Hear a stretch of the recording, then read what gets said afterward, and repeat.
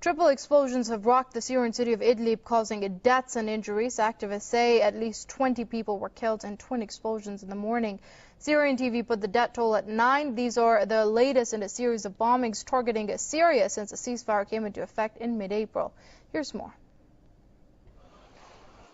Explosions have rocked the city of Idlib in northwestern Syria, causing deaths and injuries. Syrian media blame terrorists for the blasts that targeted security services buildings. Injuries were also reported in the capital Damascus, where armed groups attacked the police patrol and the central bank building. Workers at the central bank staged a rally in support of President Bashar al-Assad's government.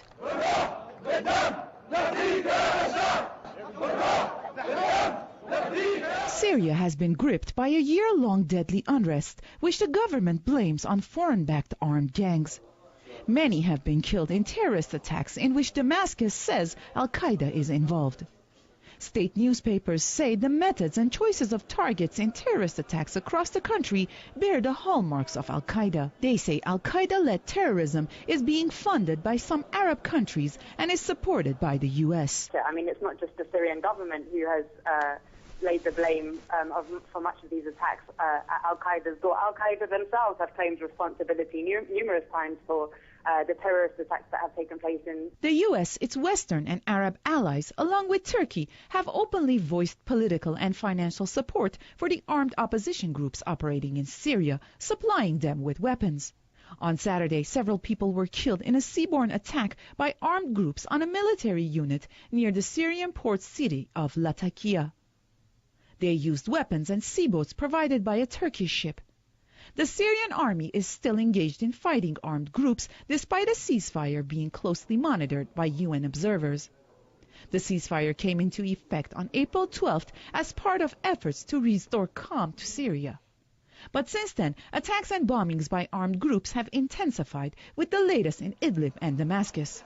This seems to be part of efforts to show that the ceasefire is shaky and will come to an end. Western countries and some Arab states have spoken of regime change in Syria as the only way to resolve the crisis.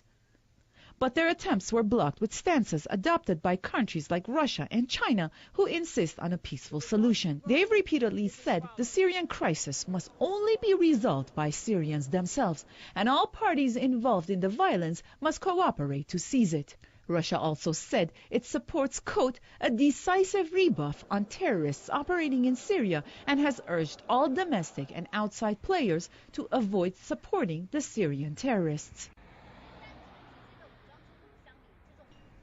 Well, joining us now from studios in Washington is author and historian Dr. Webster Griffin Tarpley.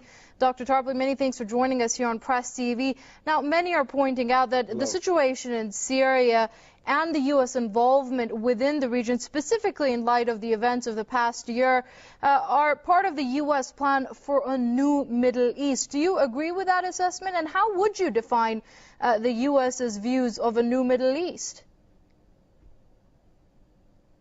I think the U.S. strategic goal in the Middle East is the destruction of all existing national states. There's an outline for this that's been known for many years as the Bernard Lewis plan.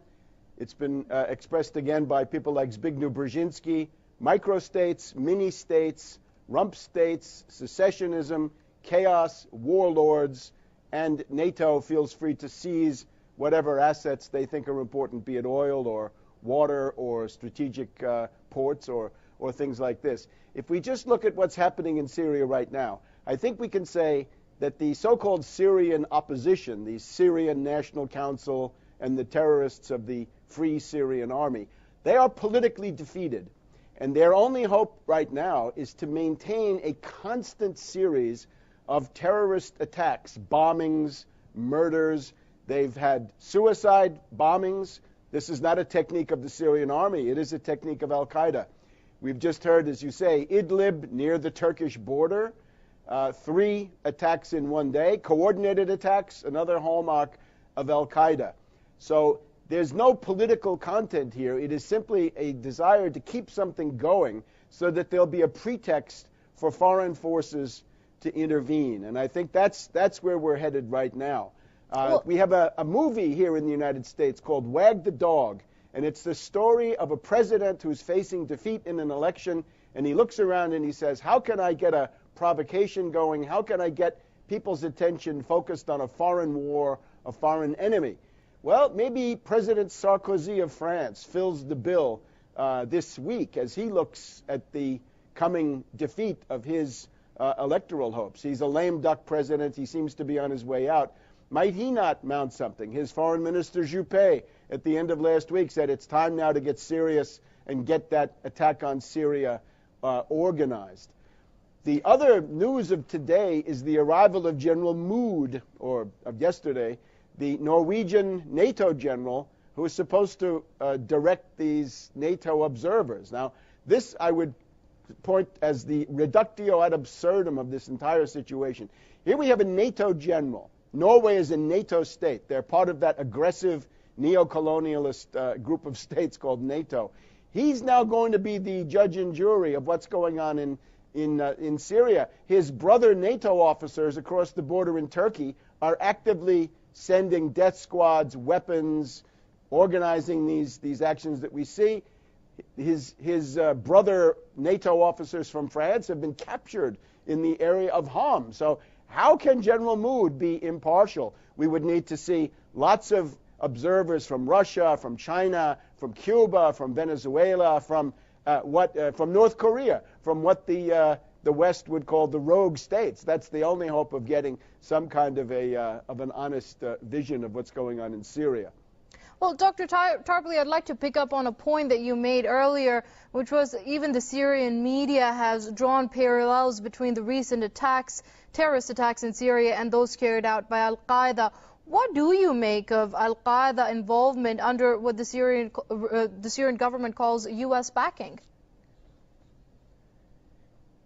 Well, Al-Qaeda, of course, is the CIA Arab Legion, created by the CIA and by MI6 to fight the Soviets in Afghanistan back in 1980. And there are still people running around Washington who had a hand in that. Robert Gates was Secretary of Defense until just a little while ago. Michael Vickers is going to be the head of the new Defense Clandestine Service. He's a top official in the Pentagon. He was present at the creation back in the 1980s. So the trick is that these Al-Qaeda fighters have been used, for example, to overthrow the government of Libya, and they were then redirected into Syria. Very interesting fact, this ship that was caught by the Lebanese Navy, I believe, off the coast of the eastern Mediterranean, it was coming from the NATO puppet state of Libya, which has been taken over by precisely these people, loaded to the gills with heavy weapons, and this was going to be delivered to the Syrian death squads and the Syrian rebel coalition. So this is an example of hypocrisy and double dealing. I guess in order to find a comparison, we've got to go back to Hitler and the Sudetenland in 1938, where Hitler was actively fomenting terrorism inside the country, and then he could turn around and say, oh, I'm sorry, I've got to intervene. And he was telling his minions on the ground, don't negotiate, make unreasonable demands, don't come to an agreement because we need the issue. We don't need an agreement, we need a reason to invade. That's the NATO posture today. Right, then I guess the multi-million question here is that who then is going to gain from this? Who stands to benefit? Well, we're talking about a significant piece of the world and a building block for world domination.